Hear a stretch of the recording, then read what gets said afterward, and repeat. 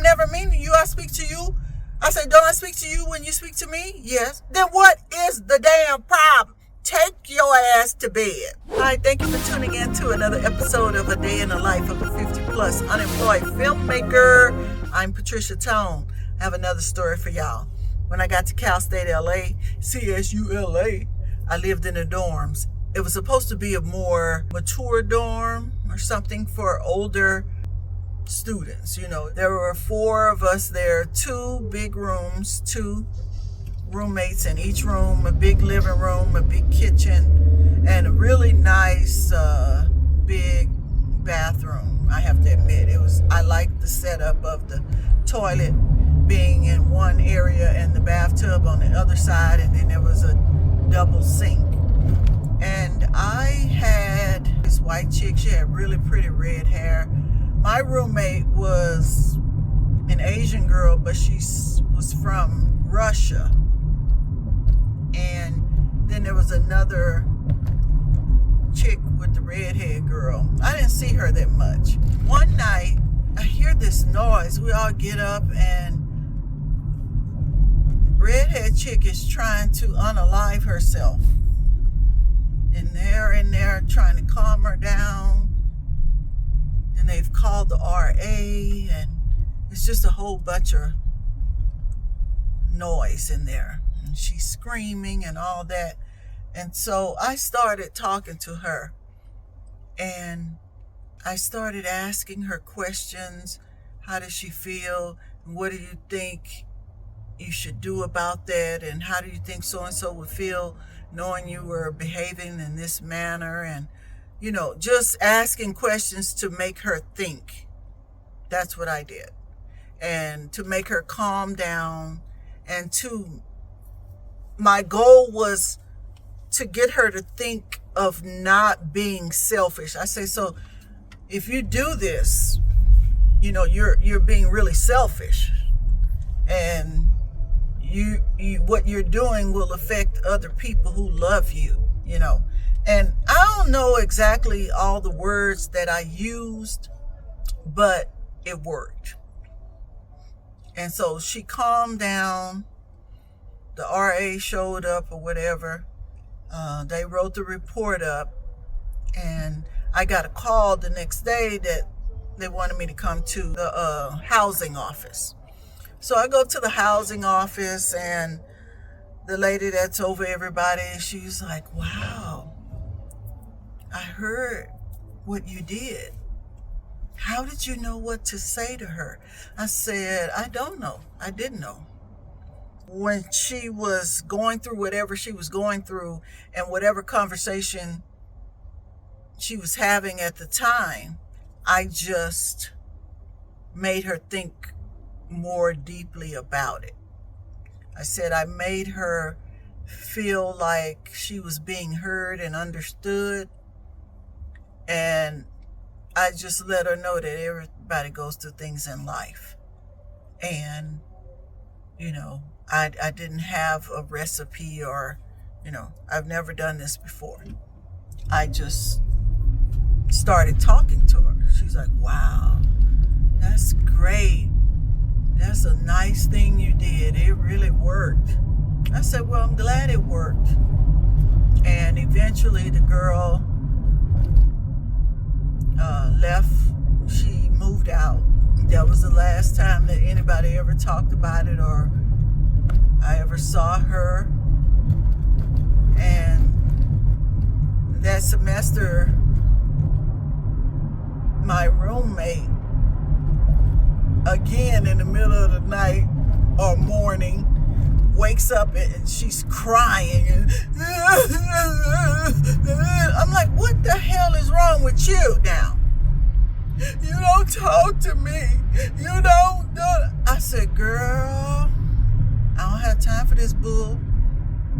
I said, you're never here. Why? I said, have I been mean to you? No. I said, have I done anything to you personally? No. I said, you have a best friend that you're always with, right? Yes. Then why are you in here crying about if I talk to you? I said, I'm trying to do my homework. I'm not trying to talk to you all night. I don't know y'all. I didn't come here to be friends. I came here to get my degree. That's it. That's all I care about. I said, but I'm never mean to you. I speak to you. I said, don't I speak to you when you speak to me? Yes. Then what is the damn problem? Take your ass to bed. So, next morning or next day, I said, let me tell you something. You and your friend, go get you an apartment off campus. Y'all are together all the time. You'll pay a cheaper rent. There are apartments all around this campus. Go be with your friend and have fun and do what y'all do and stop causing problems for other people. And she took my advice. They went and got an apartment off campus. And that was the last time I saw her. A couple weeks, after I told her that, they got out. I was so glad. I had my room to myself. I was so happy.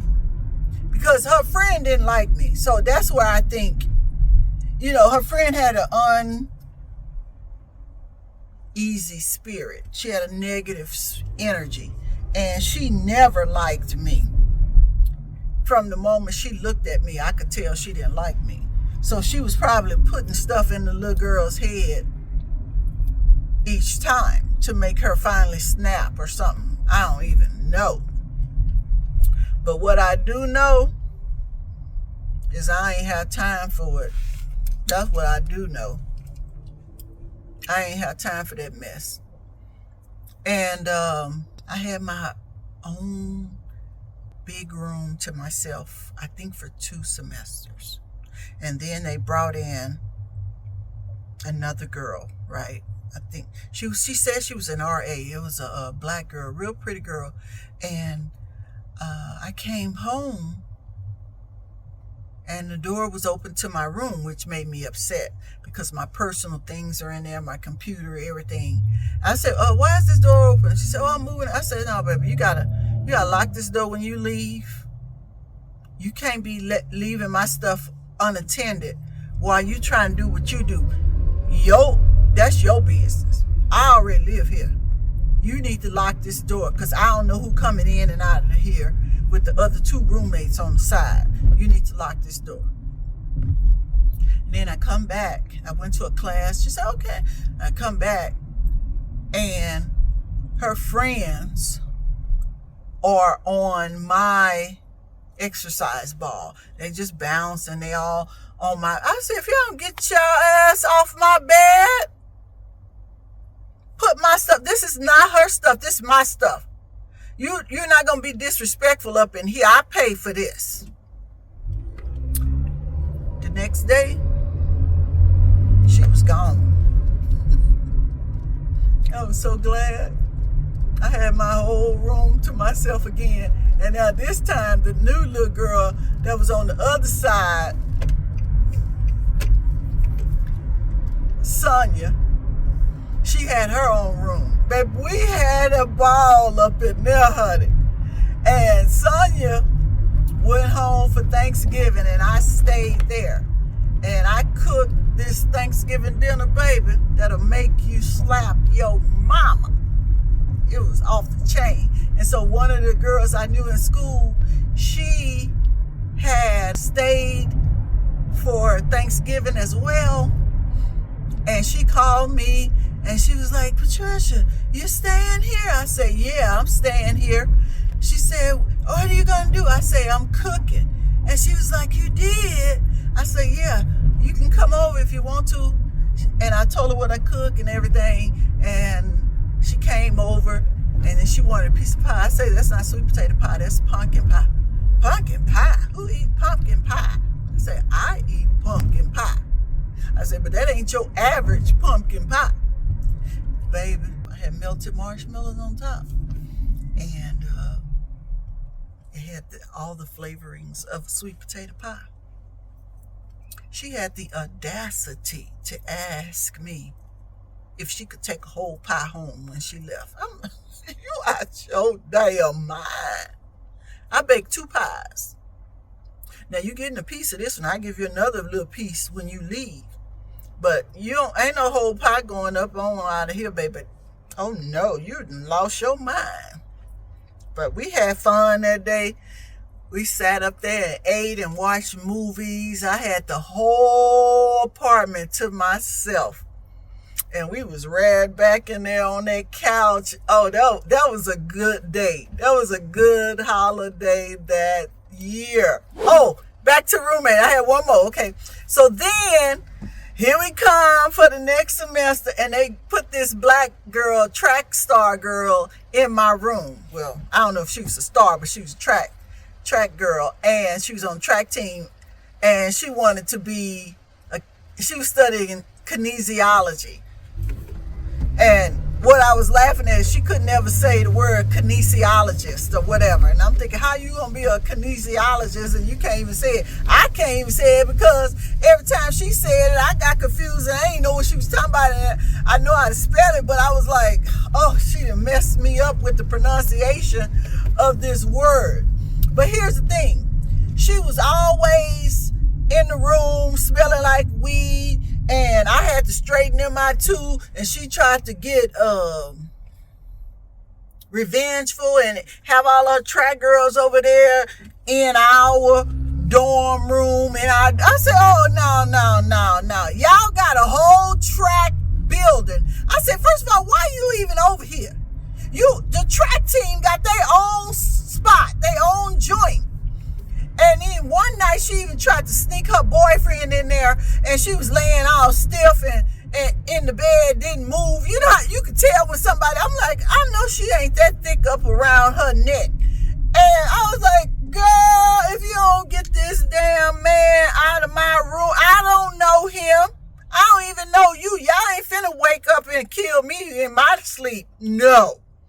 He gotta go. I'm calling the RA right now. I put his ass out of there and she left too. I was like, you ain't got to come back either, but baby, I ain't have to worry about her because I knew she was flunking out of school. I don't know how she was on the track team, but that semester couldn't have ended quick enough for me. That girl got on my nerves. This heifer would piss all over the toilet, wouldn't flush the toilet. I was like, look, I don't know where you from. We don't do that up in here. We don't do that up in here. You got to clean up after yourself, or you got to go. And baby, I was shocked. It's the most, I think, about the whole situation. I'm like, who trained you? You don't even need no training. You can just look and see what other people are doing to know you need to flush the damn toilet and you don't pee on the seat. Baby, that girl, she got on my nerves, but that heifer stole one of my earrings off my dresser. Her or one of her little ghetto ass friends. Because I used to take my earrings off and put them in the same spot. And one day, it was only one of them there. And I loved those earrings.